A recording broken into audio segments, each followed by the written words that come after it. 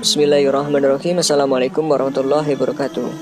Seperti yang telah kita ketahui bersama, bahwa matahari dan bulan adalah ciptaan Allah Subhanahu wa Ta'ala yang memberi banyak manfaat bagi umat manusia.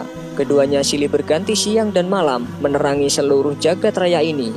Tak terhitung manfaat sinar matahari dan cahaya bulan itu bagi makhluk di dunia.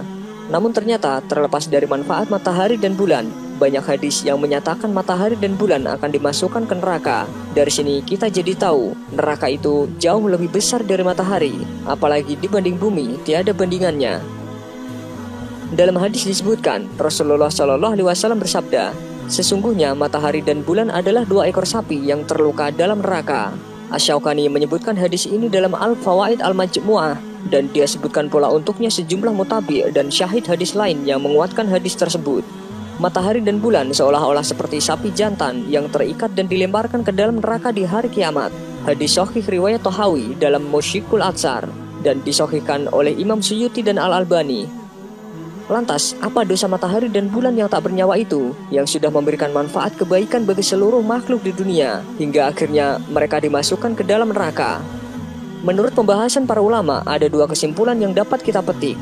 Yang pertama, bisa jadi keduanya merupakan bahan bakar neraka. Ini sebagaimana yang dikatakan oleh Imam Abu Bakar Al-Ismaili yang dikuatkan oleh Imam As-Suyuti. Imam Suyuti menukil perkataan Imam Abu Bakar Al-Ismaili. Tidak semestinya matahari dan bulan di dalam neraka akan disiksa, karena sesungguhnya di dalam neraka juga ada malaikat, batu dan lain-lainnya yang berfungsi untuk menyiksa penghuni neraka dan sebagai alat-alat penyiksaan. Dan semuanya atas kehendak Allah, maka tidaklah matahari dan bulan di neraka karena disiksa.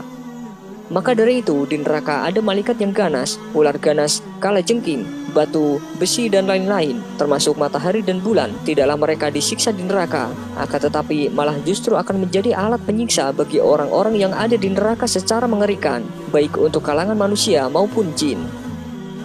Yang kedua, ada juga yang berpendapat bahwa keberadaan matahari dan bulan di neraka disebabkan karena dahulu ada manusia yang menyembahnya, yaitu para penyembah matahari dan bulan. Sehingga keberadaan matahari dan bulan adalah untuk membuat penghuni neraka menyesal. Ternyata yang disembah selama ini adalah benda mati, bukan sang pencipta alam yaitu Allah Azza wa Jalla. Dan inilah pendapat kedua yang dipilih oleh Imam Al-Khattabi.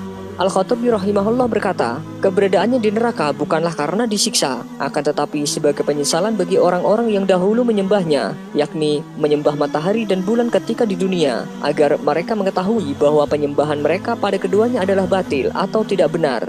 Hadis tersebut juga sesuai dengan firman Allah dalam Al-Quran surat Al-Qiyamah ayat 9. Lalu matahari dan bulan dikumpulkan. Atta bin Yasar rahimahullah menafsirkan ayat tersebut. Lalu matahari dan bulan dikumpulkan, yaitu keduanya dikumpulkan, lalu dilemparkan ke dalam api neraka.